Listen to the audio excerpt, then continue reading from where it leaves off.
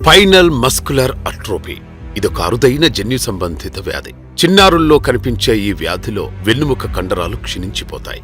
పిల్లల్లో కదలిక ఉండదు. క్రమేపీ అది మరణానికి దారితీస్తుంది. అయితే దీనికి కూడా చికిత్స ఉంది. జోల్జెన్స్మా అనే జీన్ థెరపీ ఇంజెక్షన్ ను సకాలంలో ఇస్తే ప్రాణాలు కాపాడుకోవచ్చు. కానీ ఆ ఇంజెక్షన్ ఖరీదు 16 కోట్ల రూపాయలు. అదే ఇక్కడ సమస్య. కర్నూలు జిల్లా వెల్దుర్తికి చెందిన 11 నెలల పునర్వికకు ఈ వ్యాధి వచ్చింది. వారిది ఒక నిరుపేద కుటుంబం. 16 కోట్ల సాయం కావాలంటూ సోషల్ మీడియాలో కోరడంతో ప్రతి ఒక్కరు స్పందించి మానవత్వం చాటుకున్నారు. విరాళాల ద్వారా 10 కోట్ల వరకు సమకూరాయి.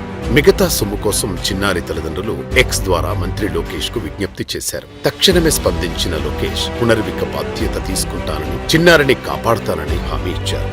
అమెరికా నుంచి ఖరీదైన ఇంజెక్షన్ ను త్వరితగతిన హైదరాబాద్ కు రప్పించేందుకు మంత్రి కృషి చేశారు. పునర్విక చికిత్సలో ఎలాంటి ఆలస్యం జరగకుండా మంత్రి లోకేష్ చేసిన కృషితో పాప నిండు ప్రాణాలు నిలిచాయి. అయితే ఇది ఇక్కడితో ఆగిపోలేదు. హైదరాబాద్ లోని రెయిన్బో ఆసుపత్రిలో చిన్నారి పునర్వికకు ఇంజెక్షన్ ఇచ్చే సమయంలో ఆయన అక్కడే ఉన్నారు.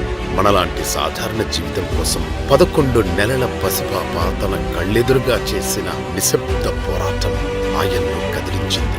తీవ్రమైన భావోద్వేగానికి గురయ్యారు లోకేష్. అదే సమయంలో ఆయన రకరకాలుగా ఆలోచించారు. ఒక్క ఇంజెక్షన్ ఖరీదు 16 కోట్లు.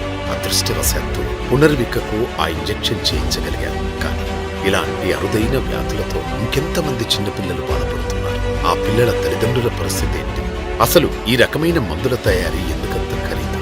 ఈ విషయాలన్నింటినీ మంత్రి లోకేష్ వైద్యులు, నిపుణులతో చర్చించారు. దేశవ్యాప్తంగా వేలాది చిన్నారులు ఇలాంటి అరుదైన జన్యు వ్యాధులతో నిశ్శబ్దంగా పోరాడుతున్నారనే చేదు నిజం ఆయనకు తెలిసింది. చికిత్సలో ఖర్చు భరించలేక అవకాశాన్ని కోల్పోతున్న కుటుంబాల తీరు ఆయనను కదిలించింది. అప్పుడే ఆయన ఒక నిర్ణయానికి వచ్చారు. ఈ సమస్యకు వ్యవస్థాత్మక పరిష్కారం అవసరమని భావించారు. దాని ఫలితమే ప్రాజెక్టు పునర్విక. అరుదైన వ్యాధులపై కేంద్ర ప్రభుత్వంతో చర్చించి విధానపరమైన మద్దతును సంపాదించడం, అంతర్జాతీయ సంస్థలతో కలిసి చికిత్సల ఖర్చు తగ్గించడం ఈ ప్రాజెక్టు ముఖ్య లక్ష్యం.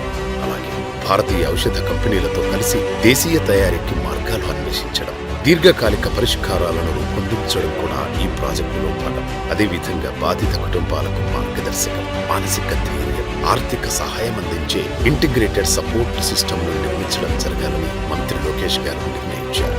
ఆ దిశగా చర్యలు ప్రారంభమయ్యాయి. లోకేష్ గారి నిబద్ధత కారణంగా ఓ పునర్విక కథతో మొదలైన ఈ ప్రయాణం వేలాది మంది చిన్నారుల జీవితాల్లో ఆశాదీపం వెలిగించే ఉద్యమంగా మారబోతోంది. సమాజానికి మానవీయత అవసరాన్ని స్పష్టం చేస్తుంది. ఈ వీడియో నచ్చితే లైక్ చేయండి. అలాగే మా ఛానల్ ని ఫస్ట్ టైం కనుక చూస్తున్నట్టయితే ఇప్పుడే సబ్స్క్రైబ్ చేసుకుని పక్కనే ఉన్న గంట సింబల్ ని యాక్టివేట్ చేసుకోండి. అప్పుడే మేము పెట్టే ప్రతి వీడియో మీకు నోటిఫికేషన్ గా వస్తుంది. అలాగే ఈ వీడియో పూర్తిగా చూసినందుకు ధన్యవాదాలు.